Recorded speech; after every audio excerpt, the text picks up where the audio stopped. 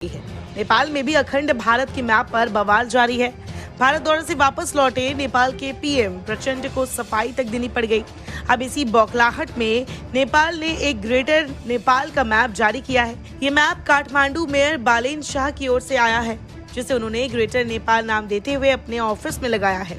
Mayor Shah इस समय बेंगलुरु में अपनी पत्नी का इलाज करवा रहे हैं। उन्होंने भारत आने से पहले ये मैप अपने दफ्तर में लगाया था और इसकी तस्वीरें सोशल मीडिया पर आपको देखने को मिल जाएगी। एक समय नेपाल का भूभाग पूर्व में तीस्ता से लेकर पश्चिम में सतलज तक फैला हुआ था।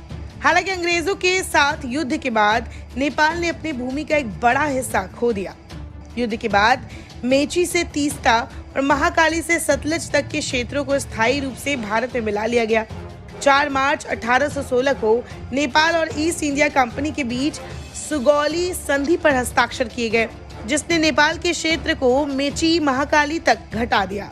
मेयर बालेन शाह के कार्यालय में लगे ग्रेटर नेपाल मैप में पूर्वी तीस्ता से लेकर पश्चिम कांगड़ा तक का क्षेत्र शामिल है, जो वर्तमान में भारतीय क्षेत्र में है। रिपोर्ट्स के अनुसार संसद में सबसे बड़ी पार्टी नेपाली कांग्रेस के महासचिव गगन थापा ने गुरुवार को कहा कि देश को ग्रेटर नेपाल का नक्शा भी आधिकारिक तौर पर प्रकाशित करना चाहिए। थापा ने कहा, अगर कोई सांस्कृतिक मानचित्र प्रकाशित करता है तो नेपाल के पास ग्रेटर नेपाल के मानचित्र को प्रकाशित करने और उस पर विचार करने का अधिकार भी है। अगर नेपाल नए मैप को प्रकाशित करने के बारे में सोचता है तो भारत को उस पर आपत्ति नहीं करनी चाहिए, बल्कि उसे इसे स्वीकार करना चाहिए। पिछले दिनों नेपाल के प्रधानमंत्री पुष्पकमल दाहाल प्रचंड ने भारत की यात्रा की थी। इस दौरान उनकी प्रधानमंत्री नरेंद्र मोदी के साथ कई मुद्दों पर चर्चा भी हुई थी।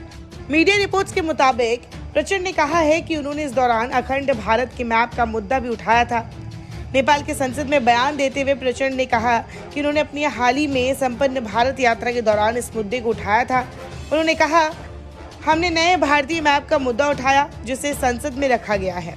हमने एक विस्तृत अध्ययन नहीं किया है, लेकिन जैसा कि मीडिया में बताया गया है, हमने इस मुद्दे को गंभीरता से उठाया है।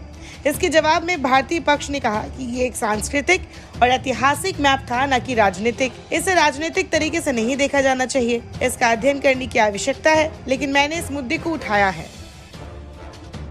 बता दें, नई संसद को लेकर बीते दिनों काफी बवाल हुआ था, जहां करीब 19 से भी ज्यादा विपक्षी दलों ने प्रधानमंत्री द्वारा इसके उद्घाटन पर आपत्ति जताई और इनॉग्रेशन कार्यक्रम का बहिष्कार किया था। अब इस ऐतिहासिक इमारत में लगने वाले अखंड भारत के मैप को लेकर भी पड़ोसी देशों में बेचैनी बढ़ गई है।